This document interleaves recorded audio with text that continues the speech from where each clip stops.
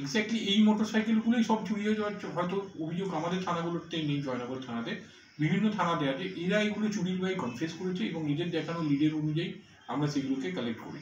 এগুলো কালেক্ট করার পরে এগুলোকে আমরা আপাতত সিজ করেছি এবং এই সিজ বাইকগুলোর ডিটেলসগুলো আমাদের নিয়ার বাই যে পিএসগুলো আছে বা আমাদের যে প্রসেস আছে সেই প্রসেস অনুযায়ী আমরা সার্কুলেট করবো। তারপর যে যে থানাতে কেস কানেকশনে গাড়ি কেন ইনভলভ আছে সেগুলোকে তাদেরকে আমরা কেস কানেকশনে রিটার্ন করবো।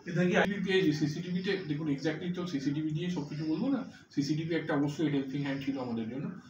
এছাড়াও আমাদের যারা অফিসার আছে তারা খুব হার্ডওয়ার্ক করেছে, তারা ম্যানুয়াল সোর্সের উপর ডিপেন্ড করে এবং তাদের যে নেটওয়ার্কের সেটিকে ইউটিলাইজ করে এটাকে করেছে। এরা বাইক কোথায় পাচার করতো সেগুলো তদন্তের স্বার্থে এখনই বলা যাবে না, আমাদের কন্টিনিউ করতে দিন, পরে আপনাদেরকে জানাবো। গাড়ির মালিকদের কি কোনো পাওয়া গিয়েছে? সেটার উপরে কাজ চলছে, গাড়ি চেসিং নাম্বার বেসিসে আমাদের যে সফটওয়্যার আছে সেগুলো আমরা সম্প্রতি জয়নগর টাউনে দুটো ছিনতাই ঘটেছে এবং তাতে বাইক নিয়ে এসেছিল তারা দুজনই।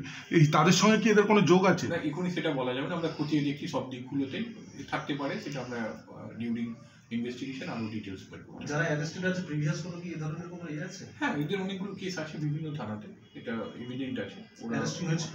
হ্যাঁ, ওরা ওয়ান্টেডও আছে। মানে স্পেসিফিক্যালি এই মানে থিফট রিলেটেড কেসের সাথে আছে, বাইকও আছে তার মধ্যে। একজনই? হ্যাঁ।